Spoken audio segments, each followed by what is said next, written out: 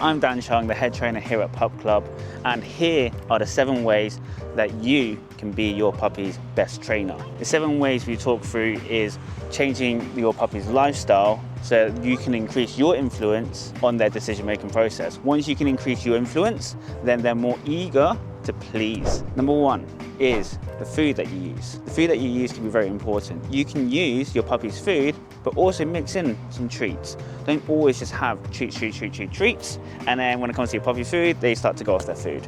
No, actually start to mix in a little bit of treats in there so your puppy sees the value, and it's also a little bit like treat roulette. Number 2 is make training fun for you and your puppy. Training should be fun. It should be training games, not obedience in such a way, but your puppy actually enjoying training themselves.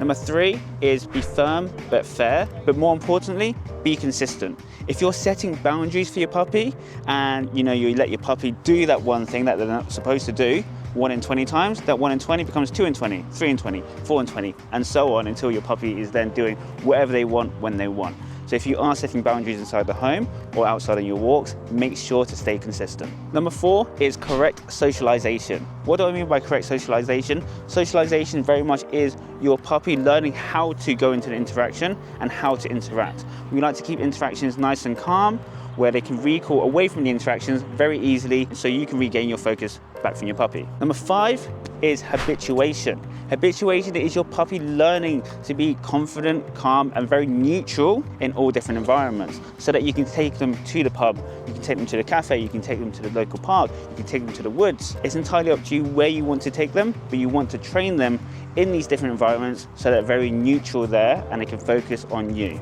Number 6, we've got your puppy's daily schedule. We want to make sure that their schedule is blocked out for training time, their feeding time, their toilet time. Everything that you need to do as a puppy owner, you make sure you fit that into their schedule and it's very regimented. Not so much in the sense of it has to be 6 p.m. they eat their food every single day, no. But make sure that you have allocated training times every single day so that your puppy is getting used to different environments and then still focusing on you and staying neutral. So your puppy's schedule is very important. Number 7 is puppy training classes.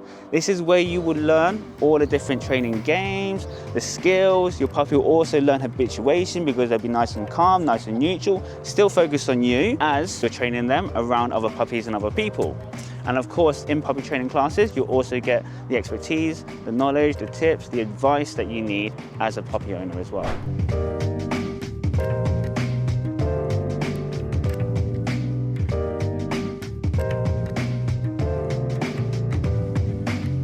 If you found this video helpful, don't forget to follow us, like, and of course, if you want to see any different videos, then comment below.